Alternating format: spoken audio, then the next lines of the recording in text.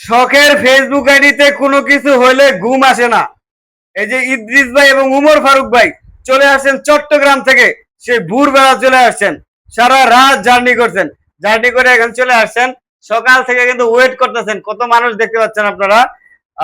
আমি আমার সাধ্যমতো চেষ্টা করেছি সময় দেওয়ার জন্য, ইদ্রিস ভাইয়ের যা সমস্যা আছে দেখার চেষ্টা করেছি, এবং ইদ্রিস ভাই এখানে এই প্ল্যাটফর্মে কিভাবে টিকে থাকা যায়, কিভাবে কাজ করা যায়, কোন গাইডলাইন মেনে এখানে কাজ করতে হয় সেগুলো জানার জন্য আসছেন।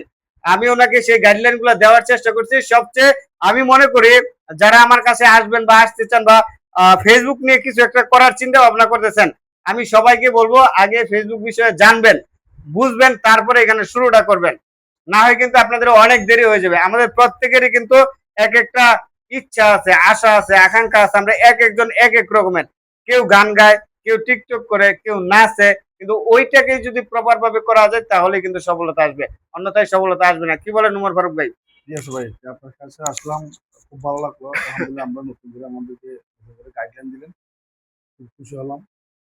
ফুলবাড়িয়া ভাইকে ধন্যবাদ, অসংখ্য ধন্যবাদ। আপনি পরবর্তী যেভাবে গাইডলাইন দিতে পরবর্তী চেষ্টা করবো ইনশাল্লাহ।